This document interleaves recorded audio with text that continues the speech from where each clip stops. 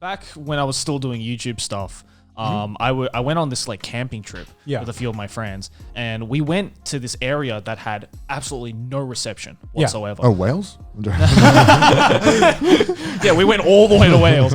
No, we were just in the buttfuck middle of nowhere in Australia with no reception, and we just went camping. And because there's no reception, I couldn't check anything. Right, like I couldn't even like message people. This is like a light version. It's basically just like a dieting, diet version of it. But I kind of had like a similar experience to that, but only like for that one day. And I remember the first couple of hours, I fucking hated it because I was just a jittery. Yeah, I was getting those, like drug addicts. Like I need to know who liked my tweet. But after a while, like when it hit around midday, I eventually was like, you know what? This is actually really nice. Like the world is beautiful. That's why I love going to the cinema. Like no one can like be like, why didn't you answer your phone? Like in every other situation, like, oh, you should have answered still. In the cinema, for some reason, everyone's like, understandable, have a nice day.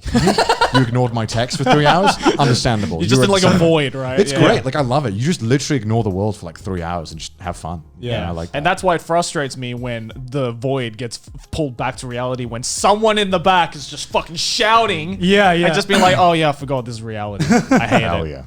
No, because especially now, I don't know, the internet, I feel like has reprogrammed my brain in a way. Definitely. I don't know if I just have ADHD, because I didn't always felt like I was this easily distracted. It's like subconsciously building patterns in your head though. Like, because you've trained your brain to check Twitter constantly.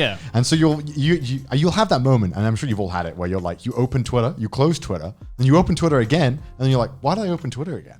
Like I didn't want to open It's like Twitter. I literally just refreshed my feed 2 seconds ago. I didn't want to do this. I just did it. You check Twitter on your computer and you realize there's nothing to check. On your phone. And then you close it and then you immediately check it on your phone. And you're like, why am I doing this? I wasted 10 seconds. It's the same concept as going to the fridge, seeing nothing there, closing it, sitting back on the couch, and then 5 minutes later going to the fridge again.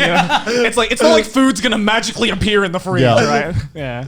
So I mean, it was an awesome experience for me. I don't, if that's not something for it's not an experience for everyone. The question is though, would you do it again? I would do it again, possibly. Maybe not to this extreme, because I feel like I'm in a lot better place in my life. I'm a lot more privileged now. No, I mean like not just that, but like mentally. I'm in a lot better place in my life as well. So I don't feel I would need to go to that extreme again. But would I want an experience where I just kind of just remove myself from the world and just give myself just like a short detox? Yeah. That's it. It's like a detox from the mind. Is how I feel it, and I highly recommend people doing that. It sounds really cheesy, because people will always think of that, some crazy Californian gap year. Or going on a gap year. I took a gap year to Thailand, became a mom. Exactly that, right? I was just like, shut up, dude.